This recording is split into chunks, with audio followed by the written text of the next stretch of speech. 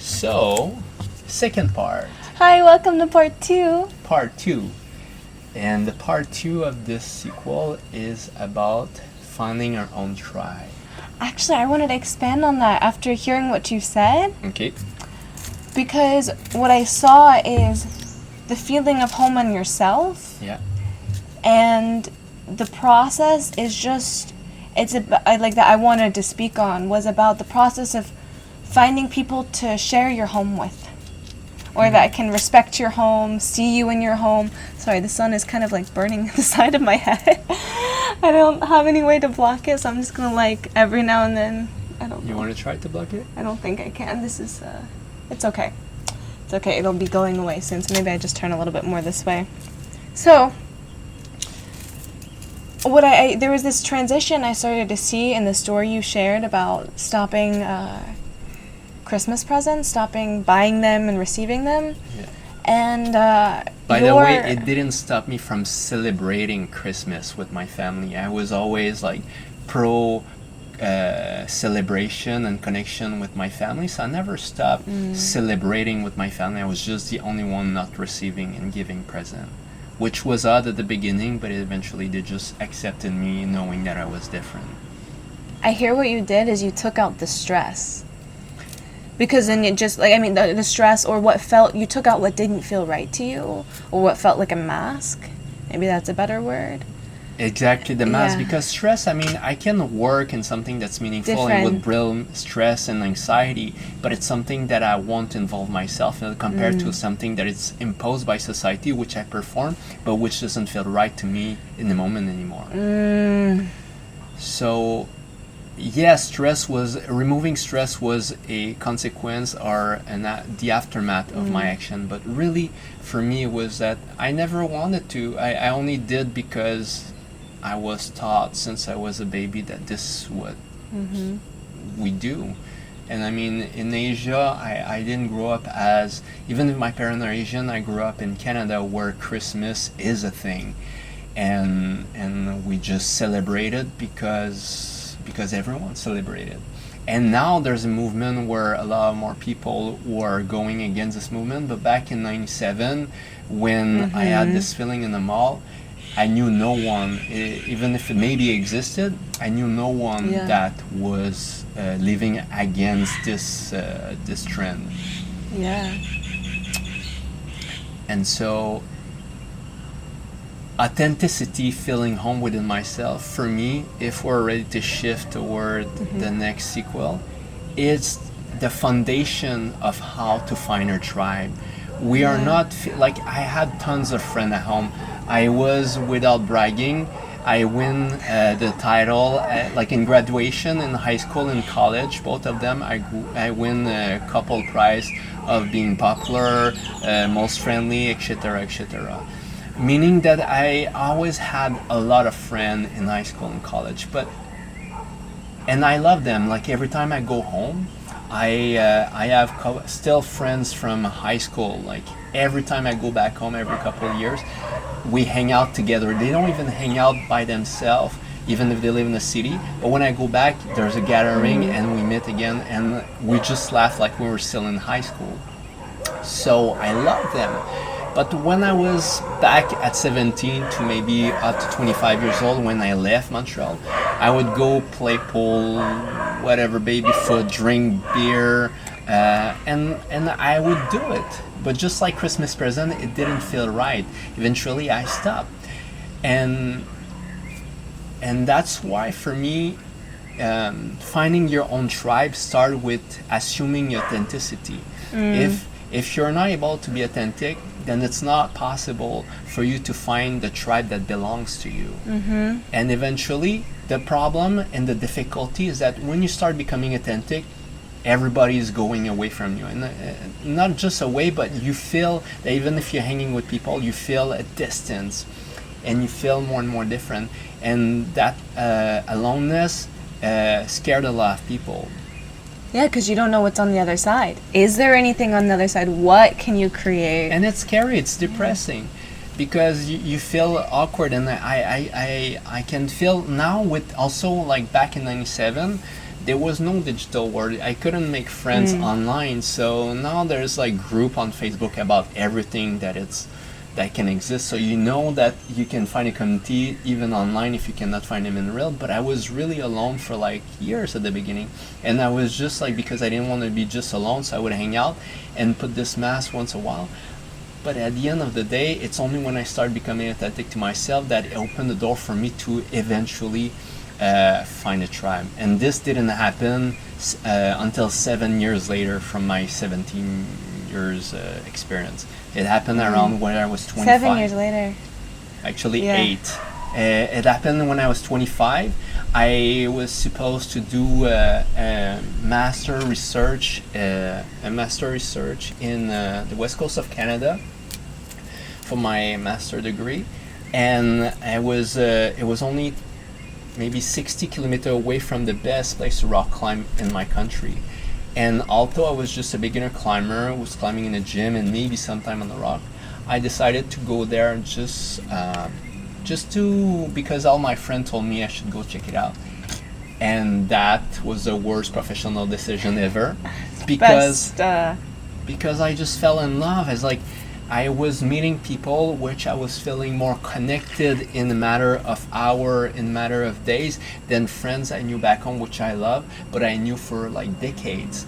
And what happened is that even at this moment, climbing Was casual, right? Or- I didn't have to put a mask. It was the first time in my life where I could interact with people and being more myself. I didn't have to drink alcohol. I needed to like be in a social. In Montreal, every social interaction usually involved consumption, and I don't know. I always been like really averse to like associating socialization with consumption, even if it's possible. In the time I was in my youth, I didn't find a group of friends where it was okay to do so. And when I discovered climbing, literally I would meet people for a weekend and they would invite me. It's like, you come in my country, you're my guest, no more. And this feeling just felt right. And so what happened is that I postponed my research as far as I could. It was the first time in my life I was irresponsible, because my director thesis was expecting work from me.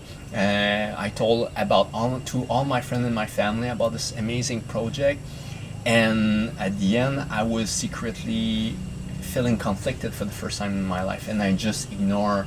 At the time I only have an email, and I just didn't write to anyone. At the end of that summer, after 3 months, I made too many mistakes, or I was too irresponsible to reverse the damage of my irresponsibility, and so I decided to quit my master, and it was the first time I quit something in my life.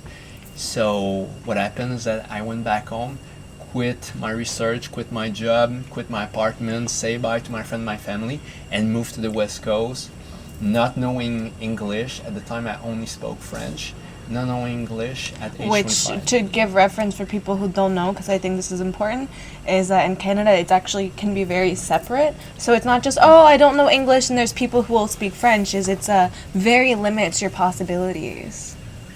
Yeah, and so as an immigrant, it was important for me to feel accepted, that I choose a side, and I only had friends. I grew in a French neighborhood, so I naturally just settled to like meld myself with the French community.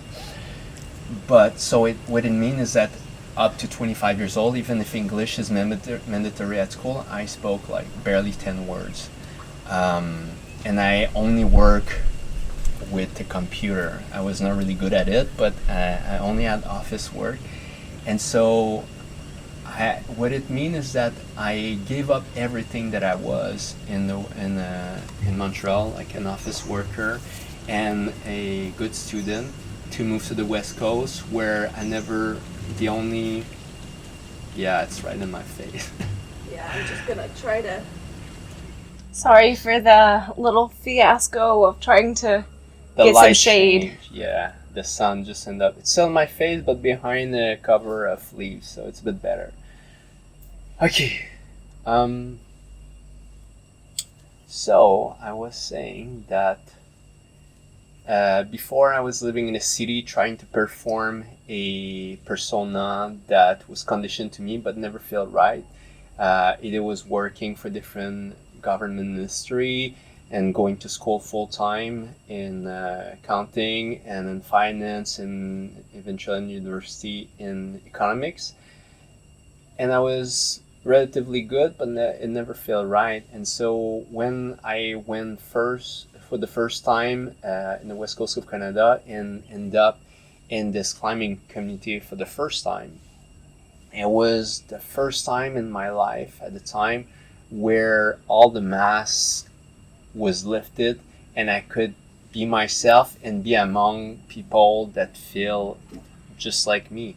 And then living cheaply just so we could climb more was the only purpose in life, and we didn't need to like perform, we didn't need to earn money. It was really just about the joy of climbing.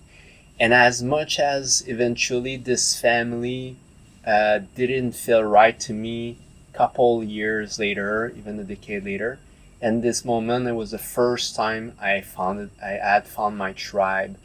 And eventually the spiritual journey happened, and then I find my tribe among spiritual people. Eventually this faded away, and I find myself among still in the conscious community but more surrounding around yoga and dance.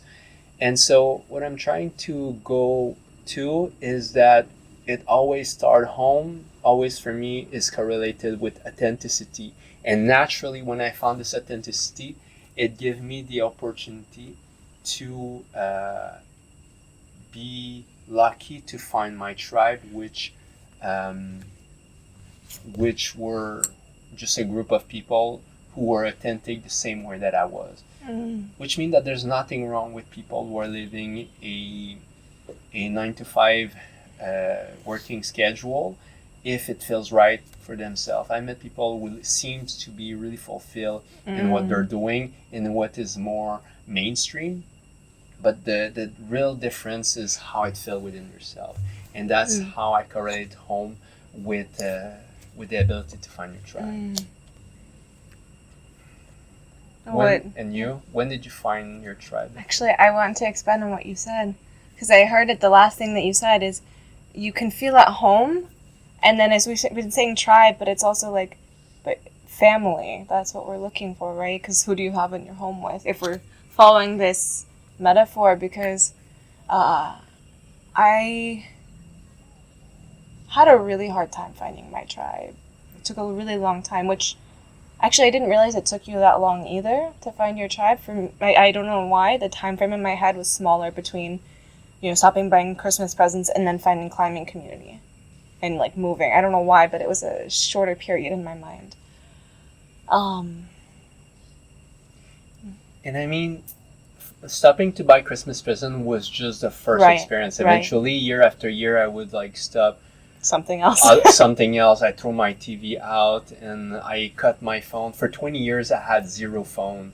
I cut my landline and I didn't have any kind of phone for over 20 years between 2000 and 2020. So actually longer than 20 years? But yeah, a bit over. But what I'm trying to say is that this was the first time, and eventually assuming my difference and being more authentic to myself became more easily, and peeling off layers that didn't feel right to me become easier. But it was a long multi-years process, 100%.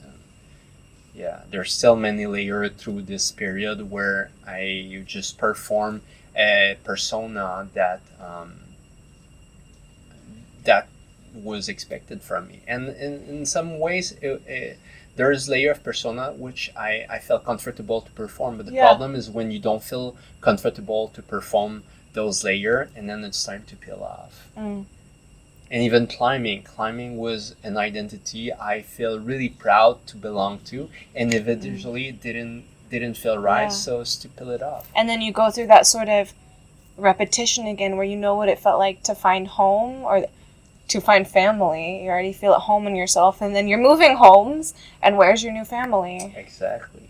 And the same way with our real family, people that has raised us, like my family. I love them. And just like I love my climbing family, but eventually you grow out of it, and then it's time to leave the family nest and go explore Yeah. the world and find yourself, your new family.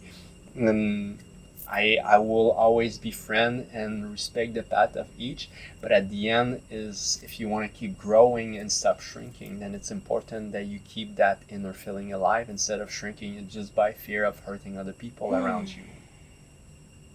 I would love to ask you what helped you keep that inner feeling alive, especially in the times, because for me, when I'm speaking from a place that's curious, like younger Jordan was like, she wasn't exactly sure what she wanted, what she like from connection. And the thing is I wanted connection, so I was so hungry for like genuine connection, because it wasn't just like, oh, I hang out with some people. It was like total isolation for me, basically total isolation.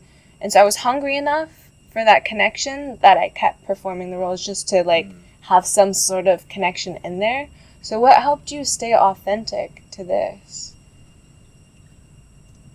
I feel the desire for authenticity was highly correlated to the amount of suffering that I was feeling from not being able to be myself. Like there's a area of persona which are not too heavy, but at the same time, there's layers which are really demanding to perform, and which doesn't feel natural at all.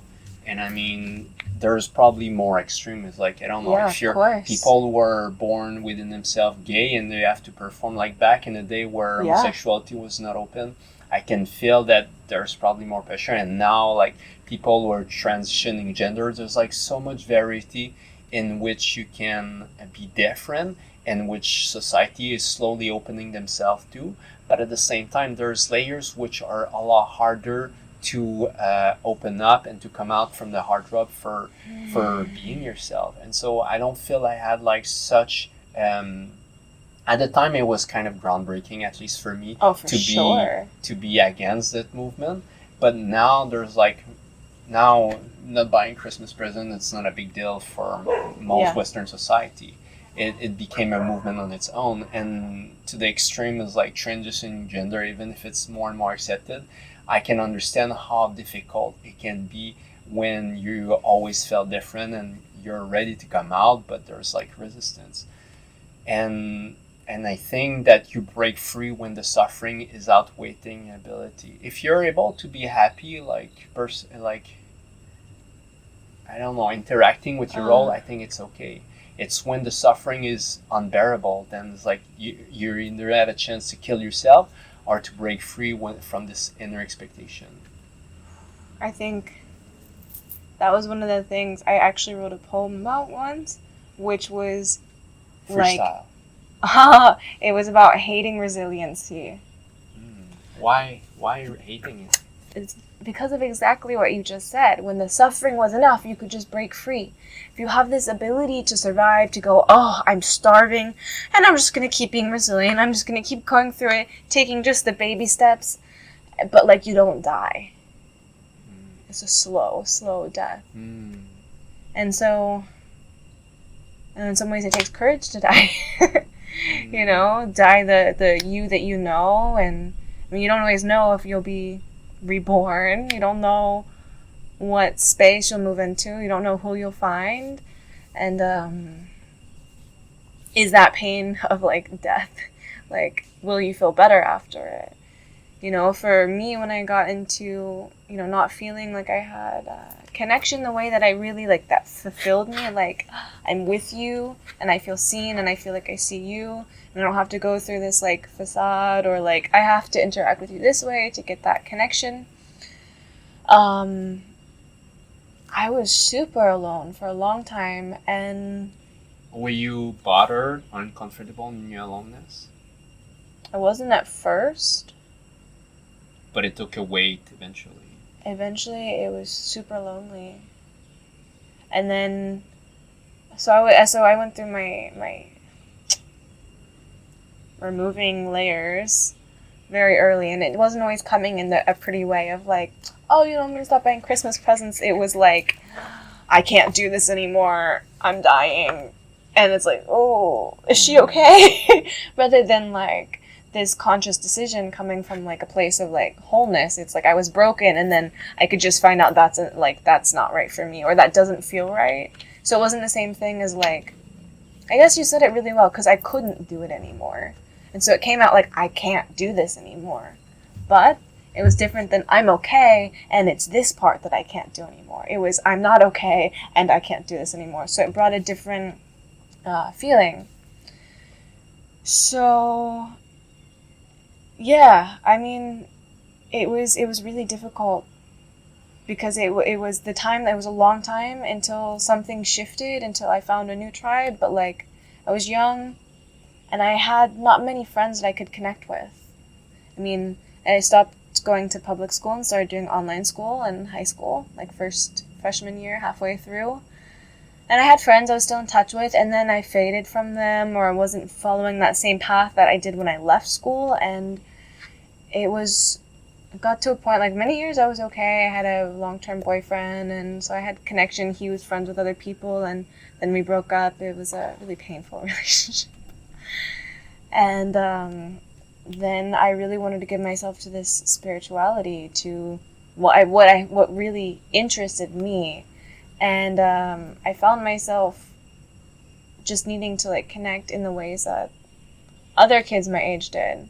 And the only ways I connected that felt like genuine to me, or felt alive to me, to be pursuing this exploration with someone else, was either Reiki or meditation or anything around this realm. And they were all people older than 50. And I was 13, 14, up to like 17. We're talking that I was early in my age at 17 to start it. But with different time. I understand. Yeah. And we have some The territories to maintain. And that's one of the advantage that today's generation had compared to my generation, is that consciousness is rising everywhere, and social media and the internet is widespread, which gives a better understanding for people who are different, compared to the isolation I felt in my earlier age, where I didn't know anyone, I couldn't connect or relate to anyone, and then feeling this difference feels so foreign, compared to like, even if you cannot find your tribe in your city, then going online, watching YouTube video of people who are going through the same process, give you courage to assume this inner difference more easily, that was not accessible to older generation of my time. And that's why I feel the expansion of consciousness is exponential, because it become more easy to be yourself. I totally agree with you from this zoomed out perspective. But in the moment of suffering. Because the thing is as much as I was in this much more evolved time, and it, like the internet, like I could find people who were doing yoga or Reiki shares or this, it's not to take away from your feeling of isolation in the moment that feels so real. Because I feel like there's this time period, everyone's situation is different, and if you really feel isolated, like for instance, like whether financially you can't reach a destination, or you have to return somewhere that doesn't belong, or you're stuck in a job, like, I mean, of course there's ways to break through, but like that feeling of isolation, it's not always just like, for instance, like there was tons of people online talking about spirituality. Eventually, when I turned 18, I was 17, end of 17, I met two kids, they were not kids, people near my age, or like 22, 23, and I was like, what? You exist? Similar interests? And that first time you have this experience, it gives you more faith in yourself, and the sensation of finding first people in your tribe, even if you don't have a direct reach, is really fulfilling for the lost soul. Yeah. And so, yeah, what I wanted to say was just basically that sometimes that isolation is a real feeling until something shifts, and it's not just just because we have something online means that you can find it. There's always something that people who are isolated, I guess I'm trying to say that, like, it's not to push past the part that we sometimes have to commit to this really uncomfortable period of, like you said in the last video, sometimes we have you only don't... a few minutes before mosquito time is upon us. Yeah.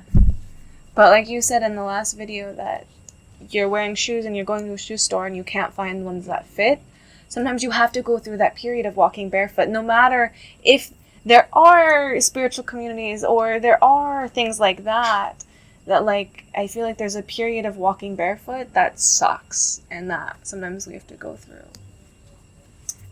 Yeah. But there's tribe. There's tribe, and when you find your own, it's like finding your family when you're lost. And we are part of this with raising awareness. We're all great, and we are all part of the same family. If you resonate with this message, then you're part of this family. Then we're all each other's sons, you know, because their sons dry the grape, and then we're all raising each other's awareness. And yeah, anything more you would like to add?